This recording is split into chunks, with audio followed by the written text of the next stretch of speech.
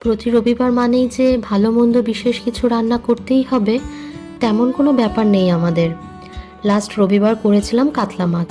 খুব সিম্পলভাবে পেঁয়াজ আদা টমেটো দিয়ে ঝোল বানিয়েছিলাম।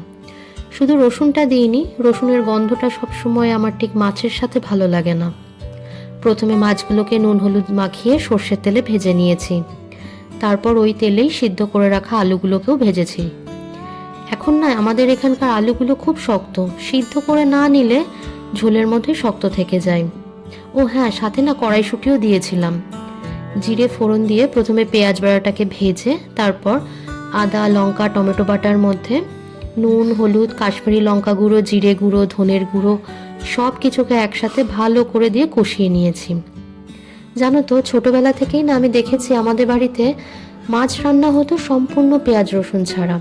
সে যে কোনো মাছই রান্না হোক না কেন, পেঁয়াজ রসুন কিন্তু তাতে পড়তো না।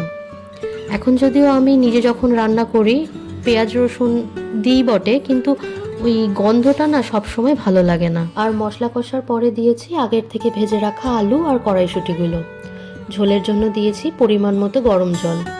মাছগুলোকে দিয়ে আর একটু ভালো করে ফুটিয়ে নামানোর আগে গরম মশলা আর ধনেপাতা দিয়েছিলাম। এটাই ছিল আমাদের রবিবারের সিম্পল লাঞ্চ, ভাত আর মাছের ঝোল।